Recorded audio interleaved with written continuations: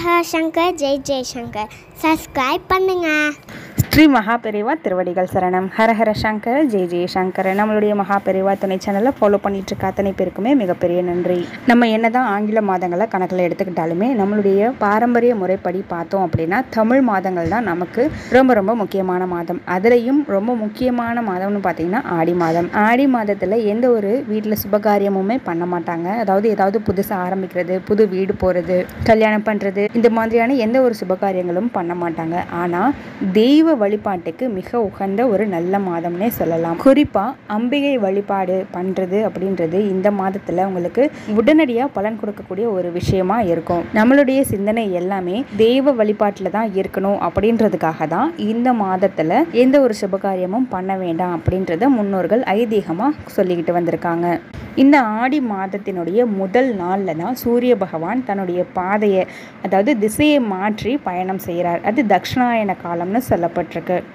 இப்பேற்பட்ட சிறப்பு வாய்ந்த நாள் ஆடி மாதம் முதல் நாள் அன்னைக்கு நீங்கள் மங்களகரமான பொருட்கள் வாங்கிட்டு வந்து வீட்டில் வைக்கும் பொழுது வீட்டில் தெய்வீக சக்தி அதிகமாகும். இதுலேயும் குறிப்பாக நீங்கள் வாங்க வேண்டிய பொருள் அப்படின்னு சில பொருட்கள் இருக்குது. அது என்னன்றதை நான் இந்த பதிவில் சொல்கிறேன். நீங்கள் இன்னும் நம்ம சேனலை சப்ஸ்கிரைப் பண்ணலன்னா சப்ஸ்கிரைப் பண்ணிக்கோங்க. ஆடி மாதம் அப்படின்னாலே அம்பிகை வழிபாட்டுக்கு மிக உகந்த மாதம்னு நான் சொல்லிட்டேன். கண்டிப்பாக உங்கள் எல்லார் வீட்டு பூஜை அறையிலையும் ஏதாவது ஒரு அம்பிகை படம் கண்டிப்பாக இருக்குங்க. அதனால் நீங்கள் 10 ரூபாய்க்கு கண்ணாடி வளையல் வாங்கிட்டு வாங்க.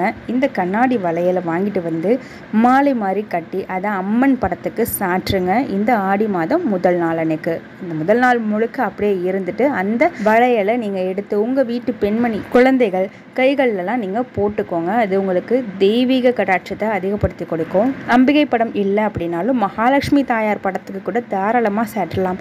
இன்னொரு விஷயம் என்னென்னா வேப்பிலை கொத்து 10 ரூபாய்க்கு வேப்பிலை கொத்து வாங்கிட்டு வாங்க. அதை உங்கள் வீட்டு வாசலில் தோரணம் மாதிரி கட்டி விடுங்க.